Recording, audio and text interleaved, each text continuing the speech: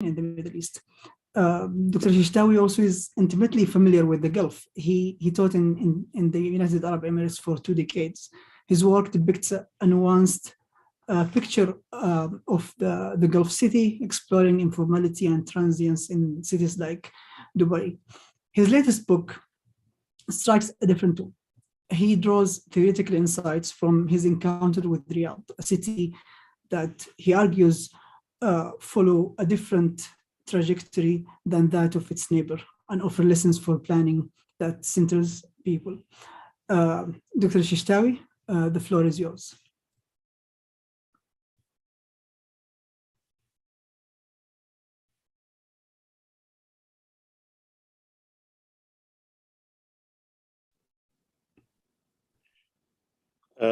Dr. Ahmed, if you can get out of the screen. Yes, thank you.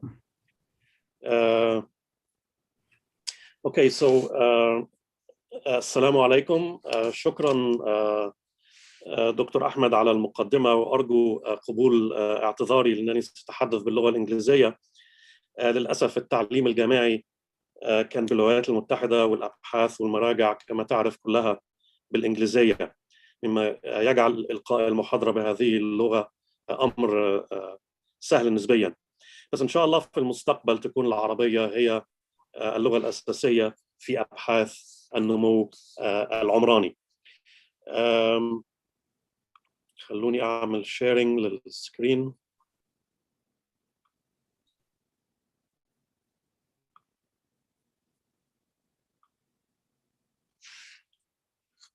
So once again, many thanks for the introduction. My talk is very much based on my book, Riyadh, Transforming a Desert City, as Dr. Ahmed has mentioned. In this book, I seek to offer an example of an urban center in the Arabian Peninsula, which counters conventional notions of an exclusive urbanity prevalent in the region. To that end, I discuss a humanization approach which has formed the core of an urban policy that seeks to make city residents an integral part of urbanization processes. With that in mind, I'll be reviewing a number of case studies whereby municipal authorities in Riyadh have aimed at developing projects which incorporate notions of inclusivity and participation.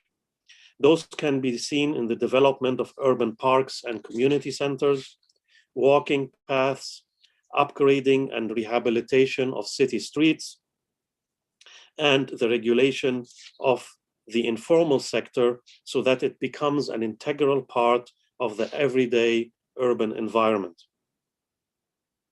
Such portrayals offer a counter-narrative to the top-down policies which tend to dominate the urban discourse emerging from the region. And let me begin with this satellite image right here, which was making the rounds on social media over the last few years. It is a low-angle view of Riyadh, and we see the King Abdullah financial district right in the center. And many commentators on social media saw that this image represented the essence of Riyadh's urban form, an ever-expanding urban landscape dominated by highways and roads. There is a lack of green spaces, and one can hardly envision any sort of outdoor street life in such an environment. This is, of course, only partially true. If we get closer to the ground, we would see, in fact, a city that is full of life and which has a fair share of green spaces. Also, in many ways, what we see here is the planner's view, but the actual city is in many ways defined by the actions of its inhabitants. Which brings me to this statement here by French historian and philosopher Michel de Certeau. He wrote that the ordinary practitioners of the city, as he called them, live down below. He was contrasting this with the view of the planners who observe the city from a distance, high above. Significantly, those inhabitants of the city establish an urban text, a narrative of sorts through walking. And he describes them using the German word Wandermänner, walking men. Through the act of walking, stories are created, spatial conditions established, scenes formed. In a sense, by moving through the city as a pedestrian, people establish another form of control over their habitat. They decide which paths to take, where to stop, when to slow down or linger. These pauses a certain rhythm that runs counter to and is a form of defiance against the urban city, the formal city. And there are many scholars in urban study and urban sociology and urban planning who have looked into this. For example, urban sociologist Richard Sennett, in a number of publications, such as The Uses of Disorder and The Open City, argued that a city needs to embrace diversity and difference. And there has to be an encountering of an other. Urban planners Karen Frank and Quentin Stevens, in their book Loose Space and Possibility and Diversity in Urban Life, discuss the notion that people can extend the possibility of a space through appropriation. An urban planner, Jeffrey Hu, in his book Insurgent Public Space, argued that the city's very essence, its vibrancy, occurs in back streets and alleyways, which does, of course, pose a key challenge for urban governance. How can urban planners accommodate an approach that would allow for bottom-up processes? So this is what I'll be talking about today. My quest for humanizing cities in the region through this lens of informality. It is a journey that started in Cairo, where I'm originally from, passed through Dubai, Abu Dhabi, and Doha until reaching Riyadh, which is, of course, the focus of my talk today. Over the last couple of years, I have been back and forth to the city, working on a book about its urban transformation, and also looking at the conflict between the desire to preserve a city's spontaneity while also ensuring that things are regulated and organized. In short, matters related to urban governance. At the face of it, Riyadh seems to be devoid of any informality.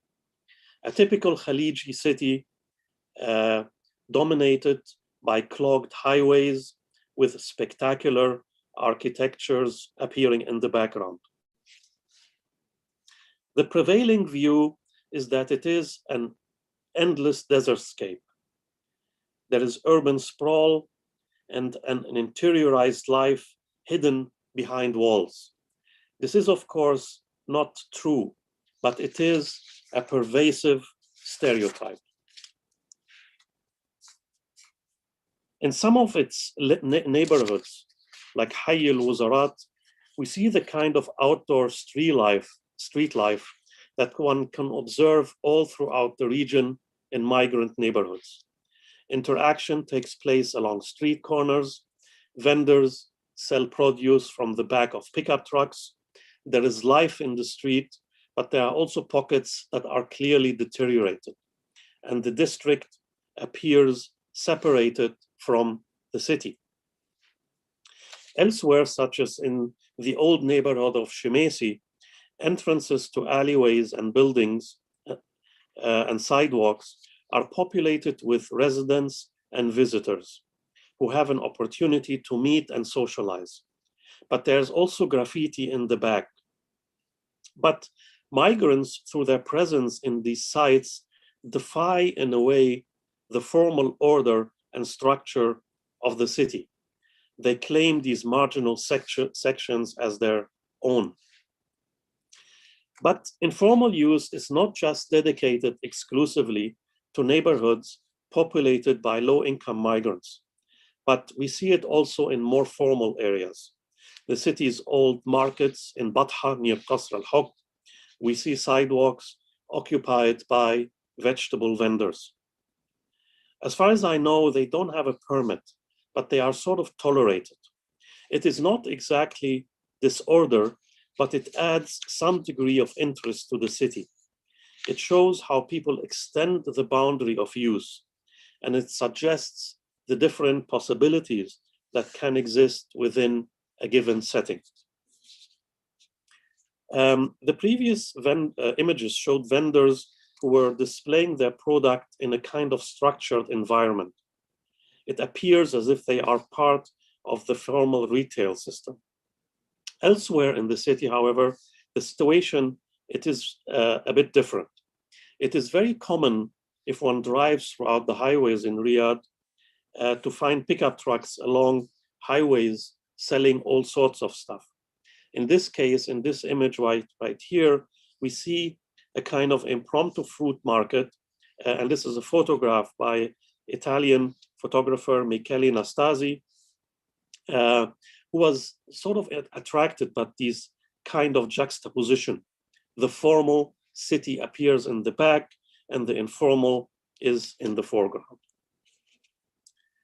In the remainder of my talk, I will be presenting a number of case studies which address this issue of humanizing the city. First, I'll be talking about urban parks. Then I'll be looking at the upgrading and rehabilitation of existing streets. Then the discussion moves to an overview of walking paths, and finally, regulating the informal sector. And let me begin with urban parks, which over the last few years have received significant attention in the Saudi capital. The Uqaz Environmental Park is located to the south of the city and was previously a place used as a garbage disposal site. A substantive cleanup effort turned the area into a green park, which has become a draw for residents in the surrounding neighborhoods. A place that is heavily used by children, families, and women. The park is filled with activities. We see families sitting on the lawn with rented seating by the park's management, while children play in surrounding areas, and their parents are close by, ensuring that they are safe from any harm. Elsewhere, the Flowers Park, which is close to the city center, has a very different atmosphere. It is closer to being a neighborhood park, a place where one can find a true refuge and escape from the city. At the same time, it is a setting that is heavily used by women who can be seen here watching their children as they play. The King Abdullah Park, near the district of Malaz, is a massive park characterized by a variety of open spaces that are used extensively by families and is a popular place for picnicking while watching the display of a massive fountain to the very right of the image. Upgrading of existing streets forms another important component of Riyadh's humanization initiative. The city's urban planning approach in the 70s and 80s centered around the car. However, in the 90s, a shift took place whereby emphasis was placed on people and their well-being. And the one street that truly captured the essence of this transformation was the Tahliya Street, also nicknamed the Champs-Élysées of Riyadh. One scene that I encountered during my very first visit was these two vendors here, who were serving tea prepared on charcoal to passers-by. From what I could tell, it was very popular. There was an intimacy and spontaneity in watching the encounter between the customer and the vendors as it unfolded in front of me. Another scene that I found fascinating was this impromptu mosque that has been set up in the street. The organization responsible for setting up this informal mosque was taking advantage of a widened section of the street to accommodate an important aspect of people's culture and lifestyle. No doubt, the street still retained elements of exclusivity, and its widened sidewalks were primarily used by male users, or so it seemed at first. Further along the street, one can see a group of female walkers taking advantage of the comfortable and safe setting to exercise in the evening. And yet, male and female users seem to inhabit different spheres with no signs of interaction and mingling, a sign that there is still a lot of work that needs to be done so that these sites are truly inclusive. And there are signs of hope. A site that would have been unthinkable a few years ago has become increasingly common. A group of young women sitting in an outdoor cafe alongside other users due to the relaxation of social restrictions that have taken place. Encouraging people to exercise and providing outdoor spaces for such purposes is something that has been receiving a lot of attention over the last few years, specifically the development of walking paths.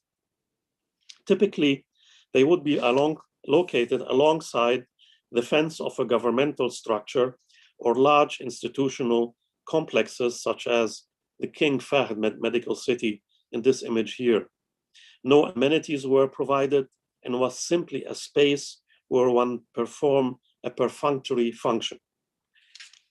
However, things improved and these walking paths received the attention of authorities who aimed at enhancing the experience of walking through the provision of appropriate street furniture, landscaping elements, and lighting fixtures. Also, there was a certain degree of tolerance by allowing informal vendors to display their products to passers-by, which further enhanced and strengthened the activity of walking and encouraged people to venture out of their homes. While some sections in this particular walking paths appear to be abandoned, nevertheless, there is a diverse mix of users from both genders and a sign that the city is moving ahead with its attempt at adding a human dimension and making it more livable and inclusive for all. As I noted in the beginning of my talk, it is my strong belief that one of the main elements of an inclusive city is the encouragement of an informal sector. But it is crucial to note that this needs to be regulated and situated within a regulatory framework. And just to give you I will give you two examples which will conclude my talk today.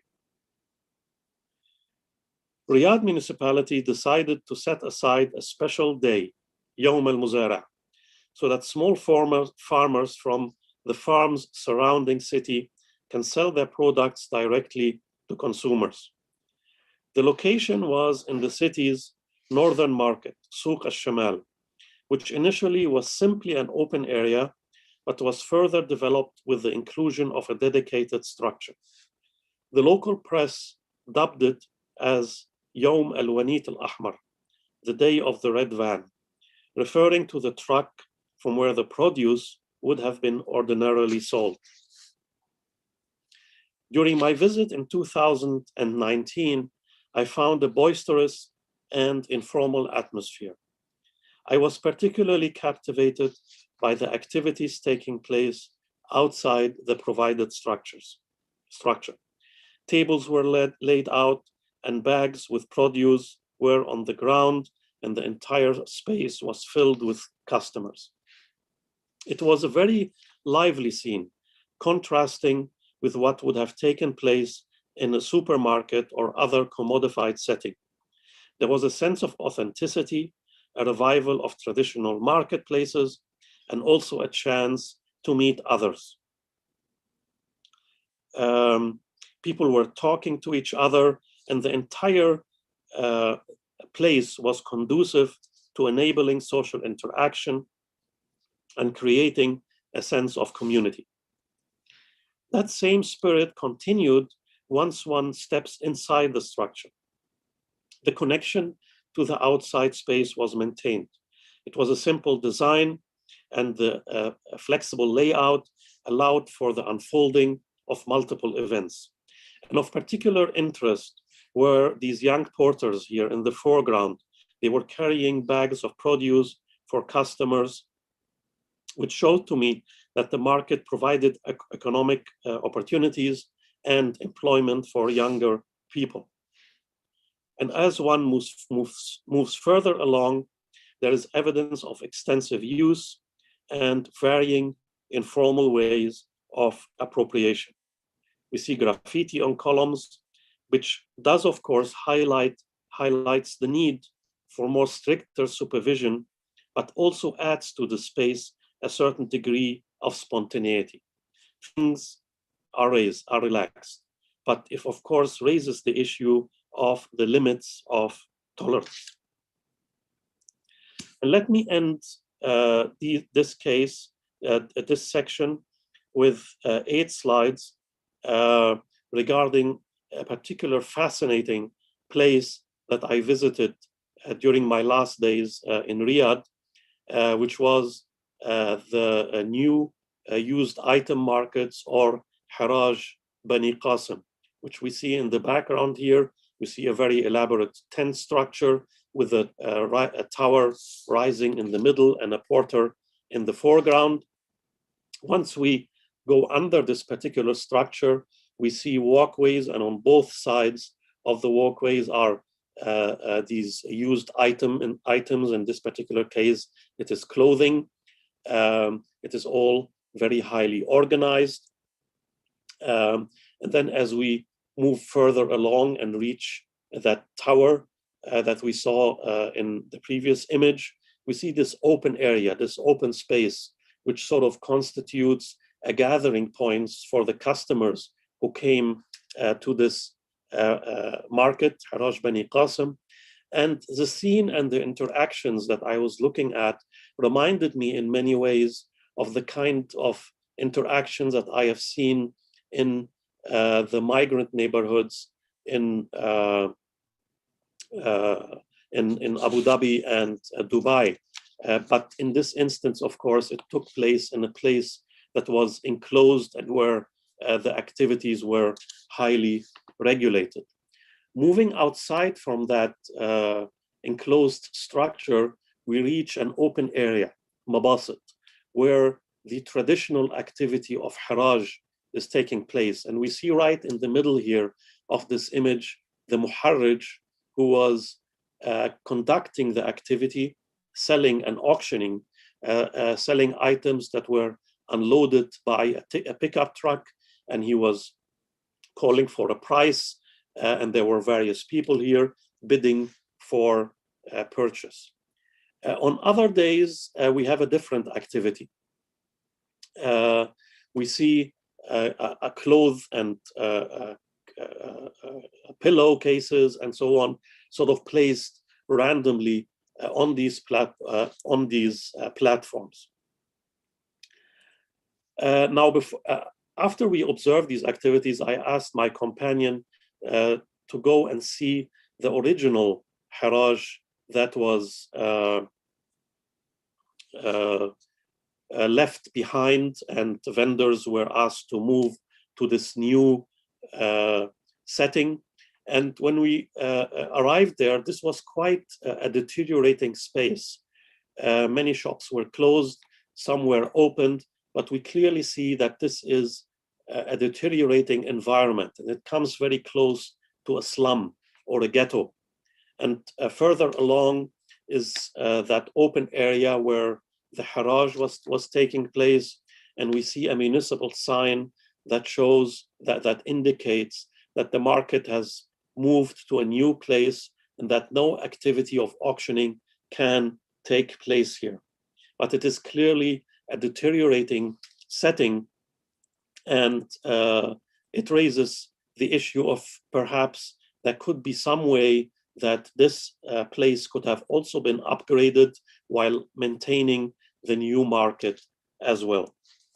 So in conclusion, this is the cover of my book, which I translated into Arabic, and which will and which was edited by Dr. Zahir Osman from Prince Sultan University to make it more readable, and it should hopefully be published soon.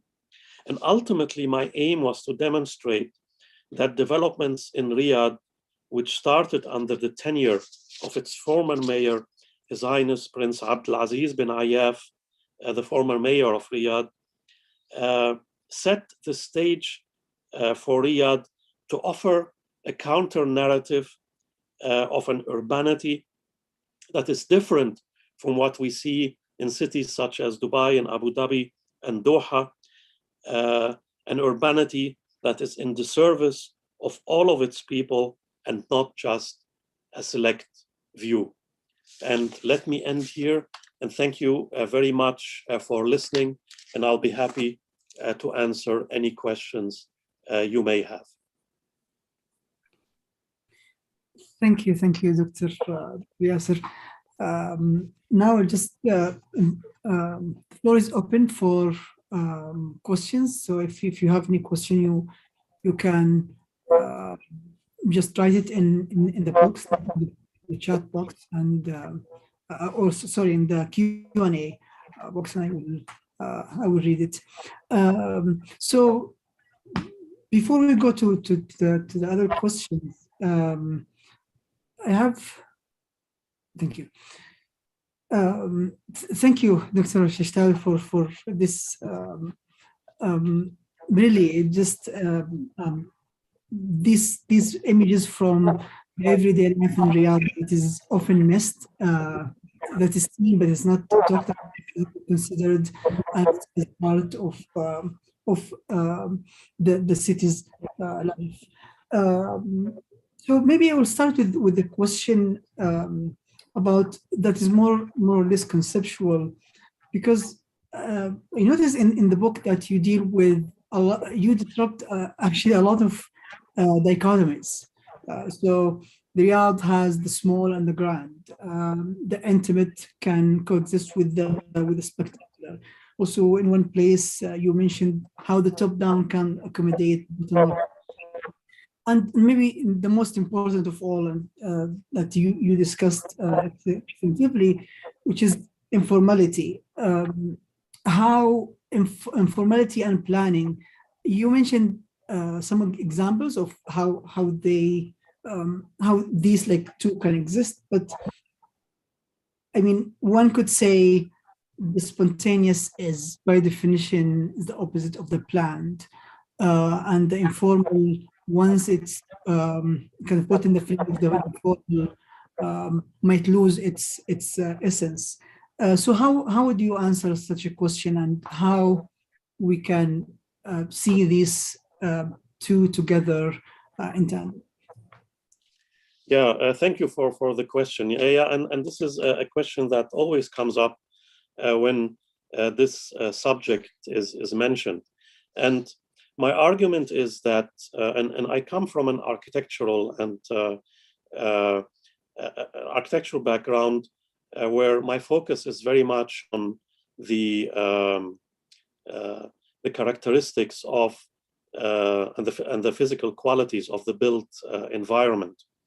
And my argument is that urban planners, urban designers, and architects need to provide opportunities in their design to be open-ended and flexible. So what that means is that they have the potential for accommodating multiple uses and different uses. And at the same time, it is also crucial for city officials to provide choices. So The problem is when we look at urban developments that are taking place in the Arabian Peninsula, but also in many other parts of the world, that developments tend to be focused on exclusivity and on providing settings that cater primarily to high-income residents or visitors or investors, and excluding a large portion of the population. So my argument is that there's nothing inherently wrong with providing these spectacular architectures and these spectacular settings and these nice and fancy malls. I mean, there's nothing really wrong with that. But at the same time, there should also be places that cater to low-income users and middle-income users, and that are not just strictly inclusive. And I think the two should be sort of integrated slowly together. One tendency is to have one section of the city dedicated to exclusive use, and then another remote from it dedicated to more informal uses, and so on. So I think there has to be a way to combine both of them together. And I think the crucial strategy here is to have these spaces open-ended and flexible. Thank you, Dr. Yasser. We have some questions that started to arrive. So I'll start with this question also, maybe in the same direction. Someone said, I want to hear more about the limit of tolerance. I'm concerned with the revived interest in Saudi heritage is homogenizing the vibrant spaces. This is kind of similar to the same question that was asked. I may add also to have registered trucks, food trucks, instead of the more spontaneous kind of street vendors.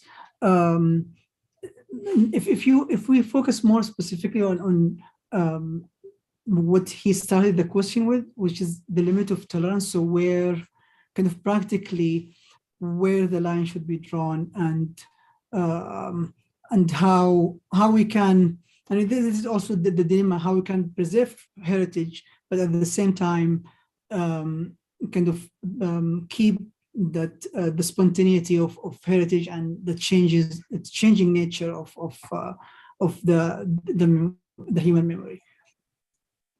Yeah, so let's start with, I mean, you talked about food trucks, and I think that's really a good example, because the activity of selling food and eating on the street and so on, if we look at places like New York City, for example, or many other parts of the world, we see these food trucks everywhere, and they give the appearance of having a kind of spontaneity and flexibility that urbanists are calling for. But in fact, when you look a little bit more closely at this particular activity, you see that it is highly regulated, and in fact that there are very strict rules and regulations governing the selling of food in outdoor spaces. There has to be inspections for health and sanitary reasons. These food trucks need to be located in certain areas, and disposal of waste and so on needs to be regulated as well. So this is an activity here that appears to be informal, but nevertheless is highly regulated. And I think that is perhaps an answer to how we can establish these kind of limits of tolerance that we are asking for. And it's also very similar to the farmers market, Yom al-Muzara, that I have shown as well, where a dedicated structure has been created for selling of vegetables. And there is one example that I did not show, which are Sahat al-Ba' al-Ga'ilin, which we see in different neighborhoods in Riyadh, and which are sort of integrated with the neighborhood, so that residents, when they venture out of their home, can start purchasing vegetables and so on, and fruits and food and other items. Now, the question about heritage and identity, I think that's kind of a different issue than informality and so on. And the key here is that in designing buildings and urban spaces and various projects throughout the city, it is crucial not to engage in a kind of nostalgic exercise whereby we copy elements from historical buildings from the past. But urban planners and architects need to really take a very close look at what are the core cultural core elements that have sort of retained their presence throughout the years. For example, places like the Majlis that we see in homes throughout cities in the Arabian Peninsula. I mean, clearly this is something that is very much part of the cultural tradition, the idea of sitting outside one's home and maintaining some sort of connection between the inside and the outside. This is something that is lost in modern housing developments, and that is something that I think that can be maintained and somehow integrated within a more modernized architectural language. And I think that sort of ensures that the identity is maintained and retained, while at the same time retaining some core cultural elements. Thank you. Another question that's also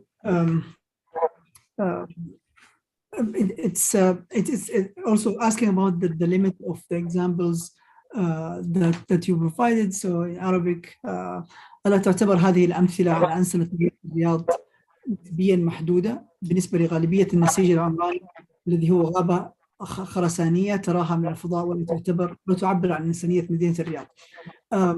If I may put it in a simpler way, so to what extent the initiatives that you described can be generalized to the rest of the city, or how much of the urban life in Riyadh is being touched by humanization efforts? Yes, let me give another example. I have a few years ago, I was asked to evaluate a proposal for a major mega project that will be is currently being implemented in Riyadh, which is the Sports Boulevard, or Al Masar Al Riyadi. This is a massive project whereby a utilitarian highway, طريق سعود بن مقرن, which bypasses the city of Riyadh from east, where we have Wadi Hanifa, to from the west, where we have Wadi Hanifa, to the east, where we have Wadi Sulay. It's about 40-50 kilometers long, and this project, in its very initial formulation or conceptualization, was planned and designed to follow the very typical urban scheme that we see elsewhere, which is sort of very exclusive, spectacular architectures along this highway, and sort of disconnected from the surrounding neighborhood that we find alongside this particular highway. So in our comment, and I had a colleague with me when we were evaluating this project, which was presented by the consultants from the United States, we asked for a more closer integration with the surrounding neighborhood by designing these various sections that are located along the highway in a more porous manner, so that activities from the neighborhood or residents from the neighborhood can sort of enter into these various settings that are located along the highway, and use the various spaces that are provided, whether it is entertainment, cultural, or sport, so that it is not simply an exclusive zone disconnected from the surroundings, but it is a zone that is closely integrated with what is happening, and it sort of becomes a system, a holistic system that links these various elements along that boulevard, along Al-Masar al-Riyadi. There will be metro stops, for example, so transit-oriented development can take place there. The King Abdullah Financial District, which we saw in the satellite image that I have shown, there is a Zaha Hadid designed metro station, so that again can be also integrated with that sport boulevard, so that all of these elements begin to flow into each other and become one whole environment. Thank you, Dr. Lisa. This reminds me of something that I think you discussed in the book regarding connecting al-mamashi,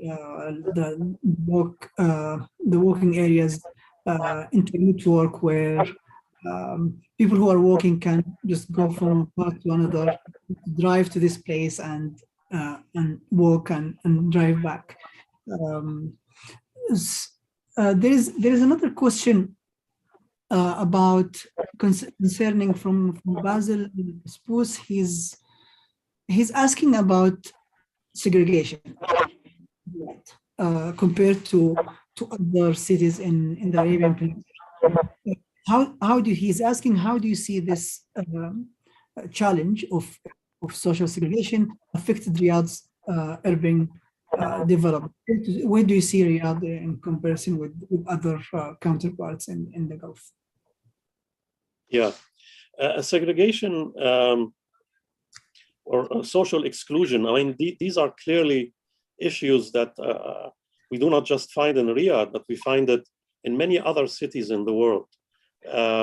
In Paris, for example, there are the bidonvilles, the slums surrounding the city of Paris. In New York, we see slums and ghettos as well. Philadelphia, where I live, there are also these very zones segregated from the city, which are very dangerous and full of crime. So this is an issue that officials, city planners and city officials and those involved in urban governance need to make sure that there are policies that prevent this from happening. So we cannot allow for gentrification to take place, which really results in this notion of exclusion. But there needs to be an approach that ensures that segregation does not take place. And when you look at urban manifestos, such as the new urban agenda, which was introduced by UN Habitat, they've in their language very much make sure that there need to be provisions to prevent exclusion from happening. And one particular element of that is housing. Housing policy cannot continue along the lines that we see today in the region, where there is an area dedicated for national residents and another area for expatriates. But there has to be an integration of some sort, a way to mix these two populations together, so that both the expatriates and the residents live closely together, where when you have a housing development, that, for example, that there are provisions to really have a percentage of affordable housing that is sort of integrated into any new housing development. And perhaps when we look at Doha, the development of Mesherib is perhaps a step into that direction. It is an attempt to create an environment in the middle of the city that is walkable, where the cars are sort of abolished and they are placed underground, and we have pedestrian spaces, and we have a high density environment that is shaded, and we have apartment units which will hopefully be populated by nationals. So that perhaps might be a way that we can overcome this issue of segregation. I just would like to thank everyone who wrote the questions. We have a lot of questions. They are great. I don't think we can cover every question, and I try to combine some of them. Some questions very similar or to what Dr. Yasser has just discussed, whether in the Q&A or before that. This is the same question, Abdurrahman, about the balance between economic prosperity and social inclusion, the mega project, and which is being covered. There is another question, actually, another dimension of inclusion. Yael, she asks about gender. Where do you see gender inclusivity in your encounter and experience in Riyadh? Yeah, I mean, I have to admit, I have not been to Jeddah, but I recently wrote a small piece for the Arab Gulf State Institute in Washington, D.C., commenting on a massive urban development scheme that is taking place now in the city of Jeddah called Jeddah Central. And what is happening is that older neighborhoods, traditional neighborhoods, informal neighborhoods are being demolished all throughout the city. And in its place are schemes that at the face of it aim to mimic these sort of traditional environments, but which really at the heart of it are very exclusive and are built along the lines of the developments we see in places like Dubai. Dubai, for example, the project of City Walk, which really sort of resulted in the demolition of a traditional neighborhood called Sha'biyat al-Shurta. And in its place, we have this kind of very exclusive environment filled with high-end shops and stores and restaurants and so on, and which is not really in response to the everyday needs of people. So my argument in my piece commenting on what is happening in Jeddah is that there is a possibility to recognize that these spectacular developments take place, but that there is also a need to make provisions for affordable places that are created also alongside these spectacular settings. Otherwise, what we will have in the end is a downtown in Jeddah, which is high-end and exclusive, and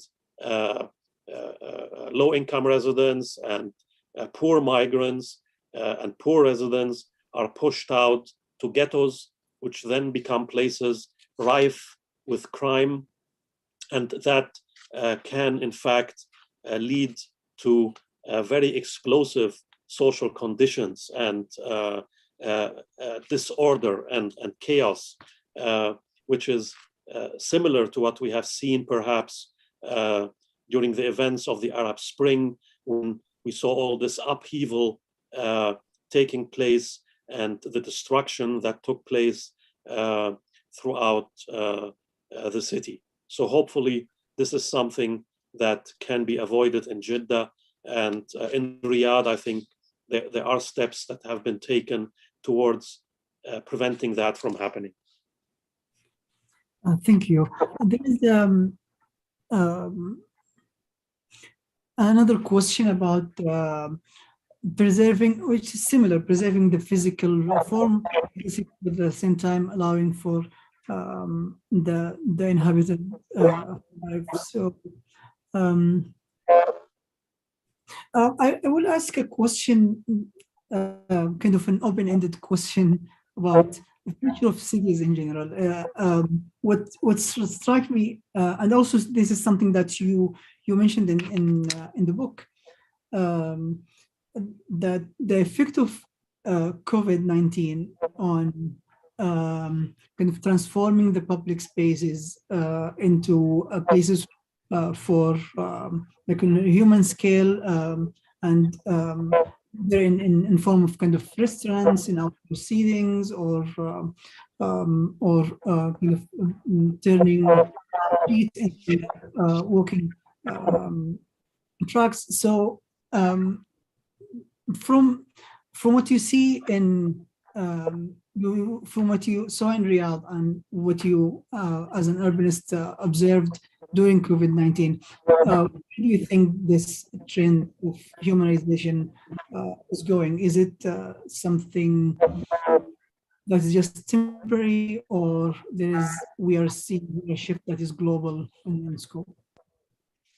Yeah, I mean, that's really a great question. And clearly what we have seen since the start of the pandemic, perhaps 3 years ago, when there was a lockdown and people were restricted to their homes and their immediate surrounding neighborhoods, they became much more aware about their surroundings. They began to notice these small spaces and these urban parks that exist around them.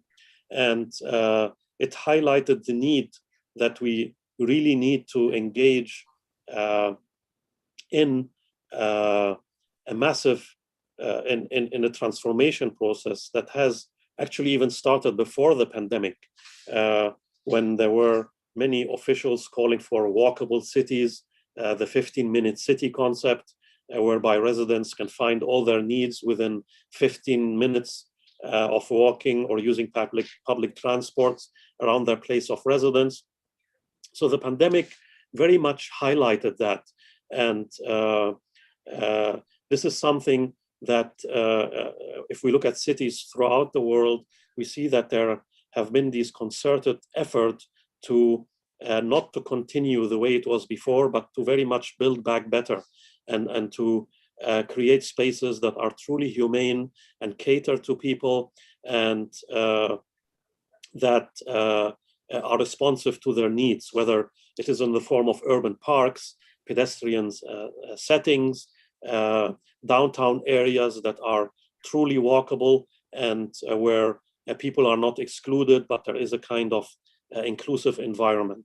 So I think the pandemic very much highlighted that, and the hope is that this is not just simply a passing fade or an excuse to continue what was happening before, but that it is truly a paradigm shift in urban planning and urban design. Thank you.